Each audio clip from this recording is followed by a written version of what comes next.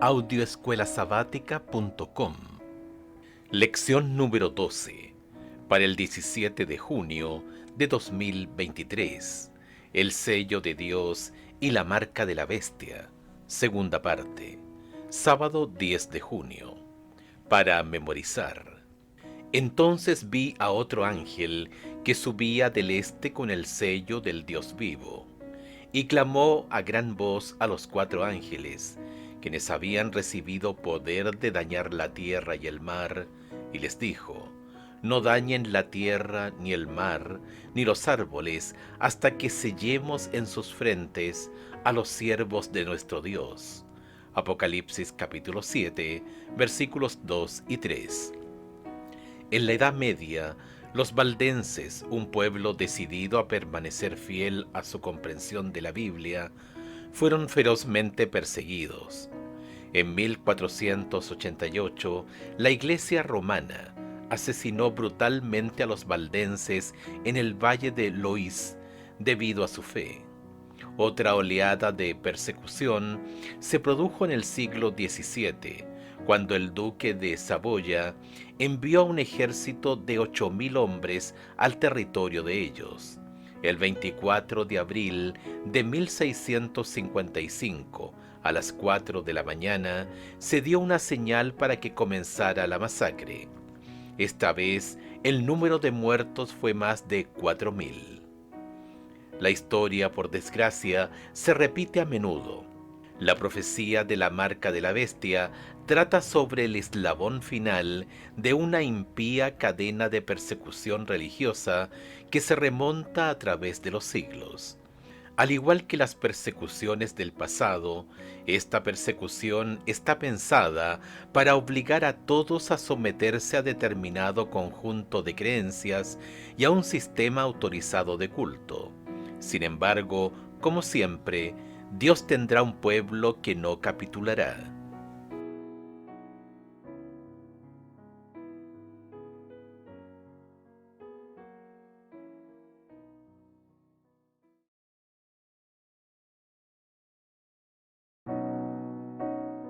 Audioescuelasabática.com. Domingo 11 de junio. La herida mortal. Como ya hemos estudiado, los poderes de las bestias de Apocalipsis capítulo 13 y 14 representan un sistema mundial de adoración falsa. Pero hay más.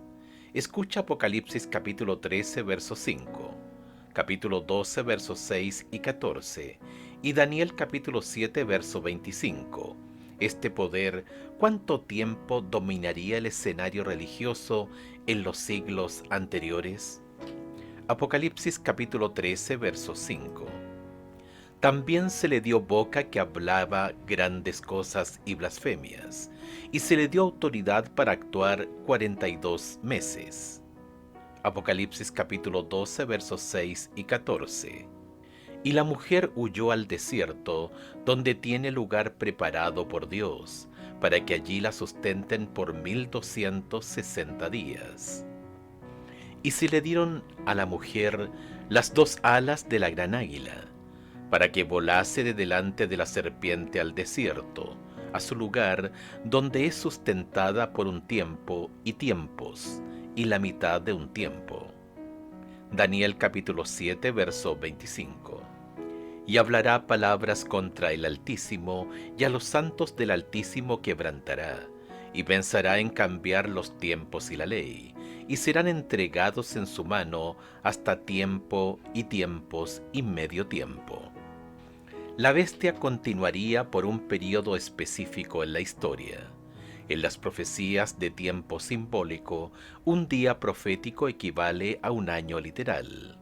En Números capítulo 14, verso 34 leemos: un año por cada día, que es la aplicación del principio bíblico de contar un día por un año. Una vez más, Dios dice: un día por cada año. Ezequiel capítulo 4, verso 6. Este principio repetidamente ha demostrado ser exacto al interpretar las profecías bíblicas de tiempo, como con las 70 semanas de Daniel capítulo 9, versos 24 al 27. Si calculamos el período que se menciona en Apocalipsis, capítulo 13, verso 5, de 42 meses, con 30 días en un mes, llegamos a 1260 días proféticos o años literales. Los calendarios antiguos tenían regularmente 360 días por año. En el siglo IV, el emperador romano Constantino legalizó el cristianismo en todo el imperio. Cuando en el año 330 después de Cristo trasladó su capital a Bizancio para unir la parte oriental con la occidental de su imperio, dejó un vacío de liderazgo en Roma. Por ende, el Papa llenó este vacío. Llegó a ser no solo un poderoso líder religioso, sino también una reconocida fuerza política en Europa. En el año 538 después de Cristo, Justiniano, el emperador romano pagano, concedió oficialmente al obispo de Roma el rol de defensor de la fe. La Iglesia medieval ejerció gran influencia desde el año 538 hasta el año 1798, incluyendo la terrible persecución mencionada en la introducción de la lección. El general Berthier, que respondía a Napoleón, tomó al Papa cautivo en 1798 después de Cristo, en cumplimiento exacto de la profecía. Berthier y su ejército capturaron al Papa Pío VI y lo destituyeron del trono papal sin contemplaciones. El golpe al papado fue grave, pero según Apocalipsis capítulo 13, verso 12, la herida mortal sanaría, y el mundo tendrá más noticias de este poder, mucho más. Piensa en cuán asombrosa es la profecía bíblica y cómo nos revela el conocimiento divino acerca de los acontecimientos futuros.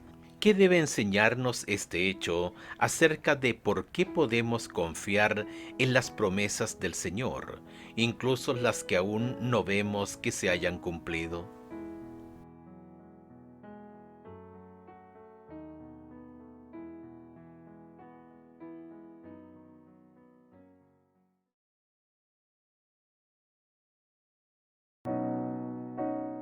Audioescuelasabática.com. Lunes 12 de junio. La apostasía. Escucha en segunda de Tesalonicenses, capítulo 2, versos 3 y 4 y versículos 9 al 12. ¿Qué predice Pablo acerca de los últimos días? ¿Qué marcas identificadoras le asigna a la bestia, el poder del anticristo? Segunda de Tesalonicenses capítulo 2 versos 3 y 4. Nadie os engañe en ninguna manera, porque no vendrá sin que antes venga la apostasía, y se manifieste el hombre de pecado, el hijo de perdición, el cual se opone y se levanta contra todo lo que se llama Dios o es objeto de culto, tanto que se sienta en el templo de Dios como Dios, haciéndose pasar por Dios. Versículos 9 al 12. Inicuo cuyo advenimiento es por obra de Satanás, con gran poder y señales y prodigios mentirosos, y con todo engaño de iniquidad para los que se pierden, por cuanto no recibieron el amor de la verdad para ser salvos. Por esto Dios les envía un poder engañoso para que crean la mentira, a fin de que sean condenados todos los que no creyeron a la verdad, sino que se complacieron en la injusticia. El apóstol Pablo advierte a la comunidad cristiana acerca de una apostasía de la verdad de la palabra de Dios. Le preocupan las semillas de apostasía ya presentes en la iglesia del Nuevo Testamento que prosperarían en los siglos venideros antes de la segunda venida de Cristo. Un evangelio falso llegaría a la iglesia y distorsionaría la palabra de Dios. Satanás es el que está detrás de esta apostasía. Él es el verdadero hombre de pecado que desea exaltarse contra todo lo que se llama Dios y se sienta en el templo de Dios. Segunda de Tesalonicenses capítulo 2 verso 4. Pero el gran engañador obra mediante agentes humanos para lograr sus propósitos.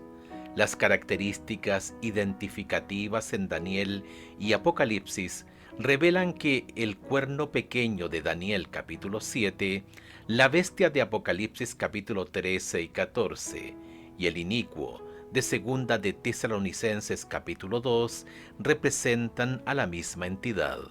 El comentario bíblico adventista lo dice de esta manera: una comparación con la profecía de Daniel acerca del poder blasfemo, sucesor de la Roma pagana, y con la descripción que hace Juan de la bestia, semejante a un leopardo, revela muchas similitudes entre las tres descripciones: el cuerno pequeño, el poder de la bestia y el inicuo. Esto lleva a la conclusión de que Daniel, Pablo y Juan están hablando del mismo poder, a saber, el papado. Comentario Bíblico Adventista, tomo 7, página 279. Es extremadamente importante recordar que la profecía bíblica está describiendo un sistema religioso que ha comprometido la palabra de Dios, que ha sustituido el Evangelio por las tradiciones humanas y que se alejó de la verdad bíblica. Un Dios de amor increíble dio estas profecías para preparar a un pueblo para la venida de Jesús. Son una reprensión para las organizaciones religiosas apóstatas que se han apartado de la palabra de Dios, aunque no necesariamente para las personas que hay en ellas. Ver Apocalipsis capítulo 18, verso 4. Nuestro mensaje es sobre un sistema que ha engañado a millones. Aunque engañadas, estas personas son muy amadas por Cristo. Debemos tratarlas debidamente. Así, todo lo que quieran que los hombres les hagan, háganlo también ustedes a ellos. Esta es la ley y los profetas. Mateo capítulo 7, verso 12. ¿Cómo debemos aplicar este principio al abordar el tema de los poderes de la bestia en Apocalipsis capítulo 13 y 14?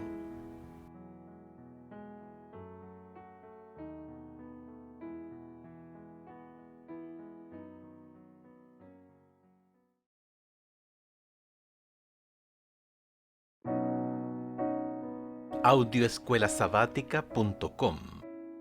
Martes 13 de junio. La estrategia final de Satanás. Las encuestas revelan una profunda falta de confianza en las instituciones y los gobiernos. Millones se preguntan ¿dónde hay alguien moralmente apto para liderar el mundo? Las profecías del Apocalipsis identifican el poder de la bestia como aquel que, bajo los auspicios de una unión religiosa política, ostensiblemente será el poder que desempeñará este papel. Escucha Apocalipsis capítulo 17, versos 12 al 14. ¿Cómo describe Juan estas escenas finales de la historia de la tierra? ¿Qué contraste poderoso vemos aquí? Apocalipsis capítulo 17, versos 12 al 14. Y los 10 cuernos que has visto son 10 reyes, que aún no han recibido reino, pero por una hora recibirán autoridad como reyes juntamente con la bestia. Estos tienen un mismo propósito, y entregarán su poder y su autoridad a la bestia. Pelearán contra el Cordero, y el Cordero los vencerá, porque Él es Señor de señores y Rey de reyes, y los que están con Él son llamados y elegidos y fieles. Hay 3 comentarios importantes que Juan hace en este pasaje. En primer lugar, los poderes políticos tienen un propósito y darán su poder y autoridad a la bestia. En segundo lugar, este conglomerado del error hace guerra contra Jesús el Cordero. En tercer lugar, en la última guerra de la tierra, Cristo y sus seguidores triunfan. No gana la bestia, Jesús gana. ¿Alguna vez te preguntaste qué estrategia podría utilizar el diablo para unir a las naciones? La historia a menudo se repite. Descubrimos lecciones valiosas del colapso del Imperio Romano. Cuando las invasiones germánicas asolaron la Europa occidental desde el norte, el emperador romano Constantino acudió a la religión. La autoridad de la Iglesia, combinada con el poder del Estado, se convirtió en el instrumento que Constantino necesitaba. El continuo fortalecimiento de la santidad del domingo en el siglo IV fue un movimiento político y religioso calculado para unir el imperio en un momento de crisis.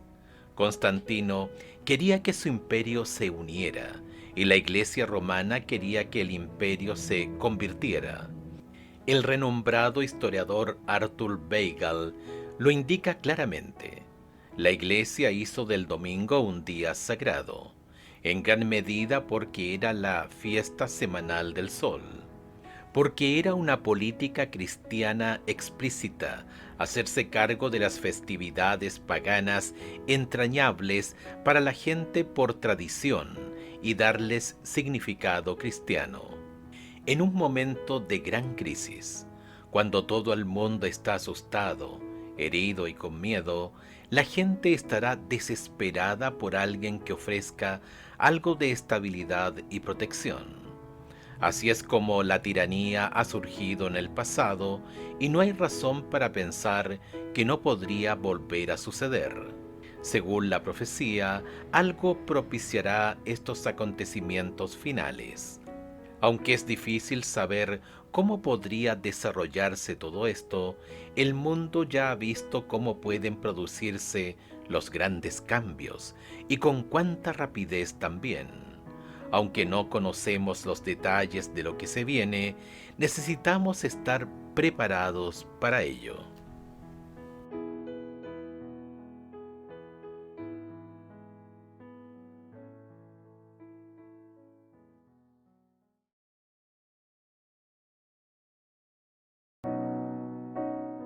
Audioescuelasabática.com. Miércoles 14 de junio. La marca de la bestia. Escucha Apocalipsis capítulo 14 verso 9 y compáralo con Apocalipsis capítulo 14 verso 12. ¿Dónde se coloca la marca de la bestia? Escucha también Deuteronomio capítulo 6 verso 8 y capítulo 11 verso 18. ¿Qué dos características contrastan al pueblo de Dios con quienes reciben la marca de la bestia? Apocalipsis capítulo 14 versículo 9. Y el tercer ángel lo siguió diciendo a gran voz: si alguno adora a la bestia y a su imagen y recibe la marca en su frente o en su mano. Apocalipsis capítulo 14 verso 12. Aquí está la paciencia de los santos, los que guardan los mandamientos de Dios y la fe de Jesús. Deuteronomio capítulo 6 verso 8. Y las atarás como una señal en tu mano y estarán como frontales entre tus ojos. Deuteronomio capítulo 11 verso 18. Por tanto pondréis estas mis palabras en vuestro corazón y en vuestra alma, y las ataréis como señal en vuestra mano, y serán por frontales entre vuestros ojos.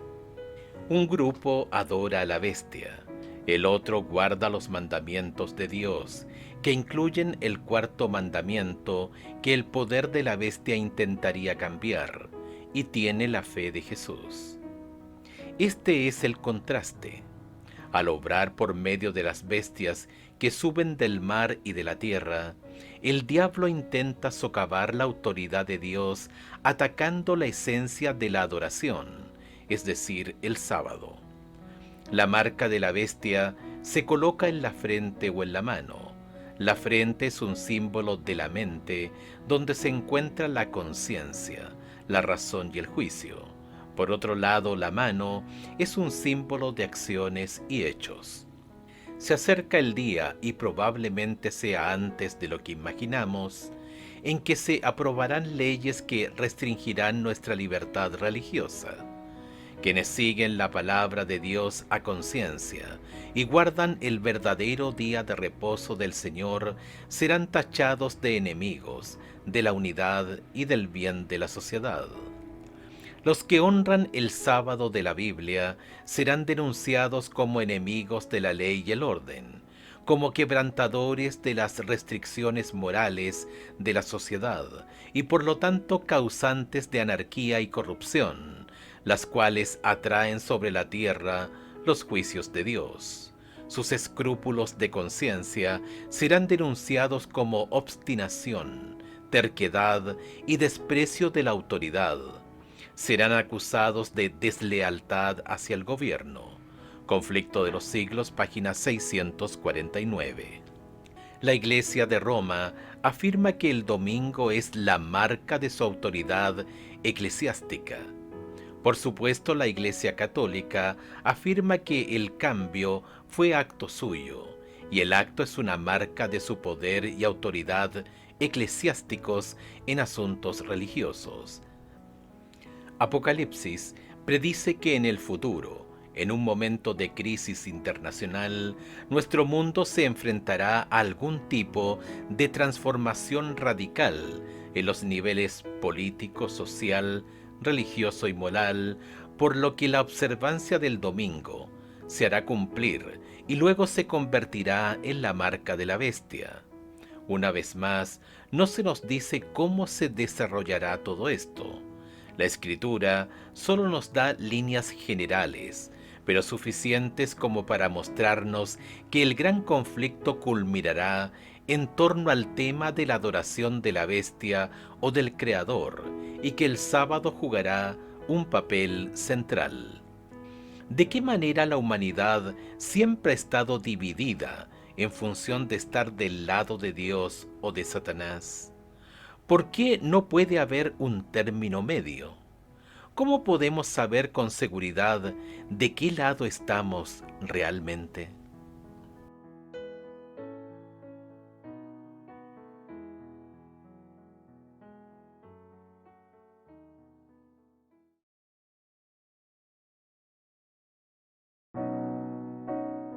Audioescuelasabática.com. Jueves 15 de junio. La prueba del sábado.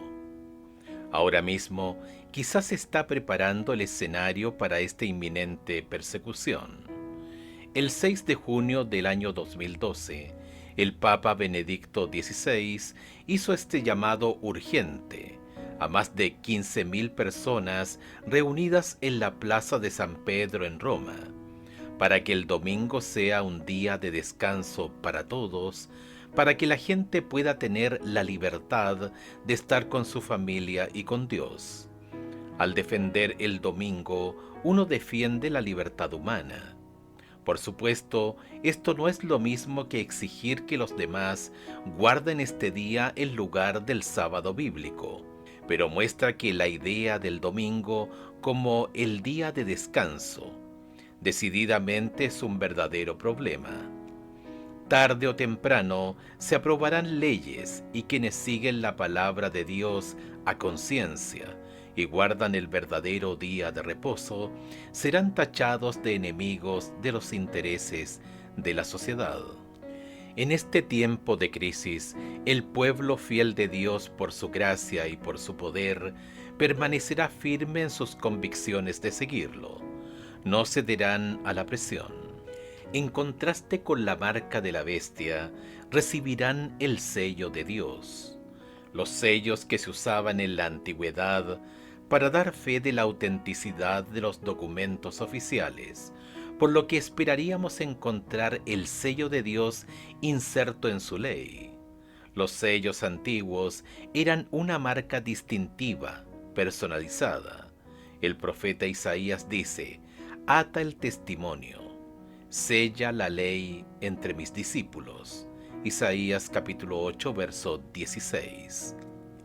Escucha Éxodo capítulo 20, versos 8 al 11. ¿Qué elementos de un sello bíblico encuentras en el mandamiento del sábado? ¿En qué se diferencia el mandamiento del sábado de todos los demás mandamientos del Decálogo? Éxodo capítulo 20, versos 8 al 11. Acuérdate del día de reposo para santificarlo. 6 días trabajarás y harás toda tu obra.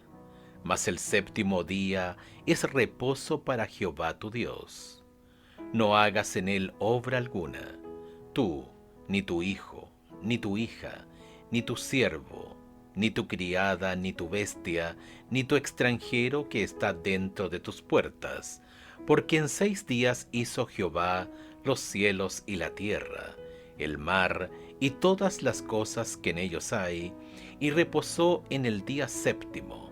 Por tanto, Jehová bendijo el día de reposo y lo santificó. El cuarto mandamiento contiene 3 elementos de un sello auténtico. En primer lugar, el nombre del dueño del sello, el Señor tu Dios, Éxodo capítulo 20, verso 10. En segundo lugar, el título del dueño del sello, el Señor que hizo, Éxodo capítulo 20, verso 11, o el Creador. Y en tercer lugar, el territorio del propietario del sello, el cielo, la tierra y el mar y todo lo que contienen, Éxodo capítulo 20, verso 11. Según Apocalipsis capítulo 7, versos 1 y 2, el sello de Dios se coloca solamente en nuestra frente, un símbolo de nuestra mente. Jesús respeta nuestro libre albedrío. Nos invita a permitir que Él moldee nuestra mente mediante su Espíritu Santo, para que no nos puedan mover del ancla de nuestra fe en la palabra de Dios. Efesios capítulo 4, verso 30. Por lo tanto, entendemos que los fieles son quienes guardan los mandamientos de Dios y tienen la fe de Jesús. Apocalipsis capítulo 14, verso 12. Y en esos mandamientos está incluido el cuarto, el único mandamiento cambiado por el poder de la bestia.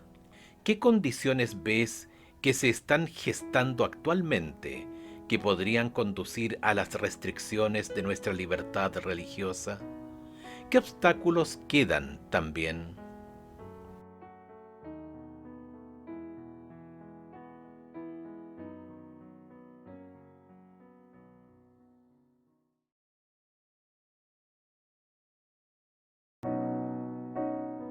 Audioescuelasabática.com.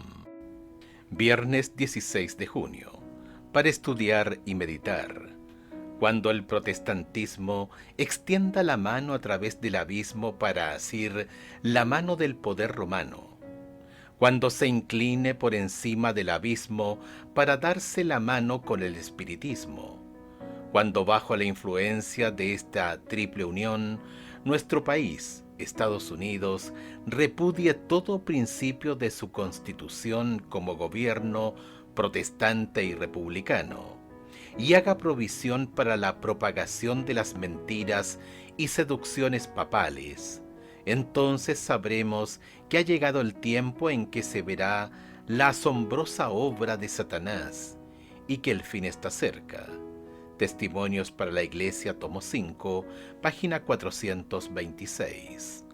Hemos tendido a pasar por alto el hecho de que el domingo es el día de adoración de las fuerzas enemigas, en la línea narrativa del libro de Apocalipsis. El domingo es un símbolo extremadamente importante, ya que revela la increíble astucia y el sofisma del dragón. Este cambió la ley de Dios, expresa en una simple acción la esencia misma del odio del dragón contra Dios en el conflicto cósmico. Su simplicidad es sumamente engañosa.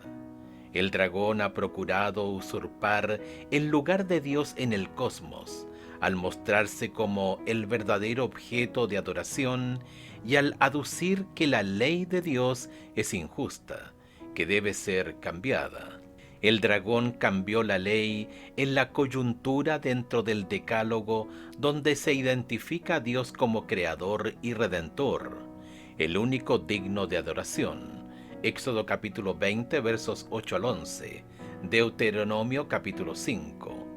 Apocalipsis capítulo 4, verso 11, capítulo 5, versos 9, 13 y 14. El cambio de la ley manifiesta no solamente el odio del dragón por la voluntad del Señor, la ley, sino también es su intento de usurpar el lugar de Dios al convertirse en el objeto de adoración. La universalización de este cambio en la ley le aseguraría la victoria. Preguntas para dialogar. 1. Aunque vivamos a la espera de los acontecimientos finales, incluso con expectativa, ¿por qué debemos tener cuidado de no entrar en el fanatismo, el poner fechas o especular más allá de lo que se nos ha revelado mediante la inspiración? ¿Cuáles son los peligros de hacer esto? ¿Y cuáles fueron los resultados cuando los acontecimientos esperados no transcurrieron en el tiempo y la forma en que la gente concluyó que sucederían? 2. Si bien debemos evitar los peligros descritos en la pregunta anterior, ¿cómo respondemos a los que dicen que nuestro argumento sobre la marca de la bestia y la persecución no puede suceder porque simplemente no parece posible, dado el estado actual del mundo?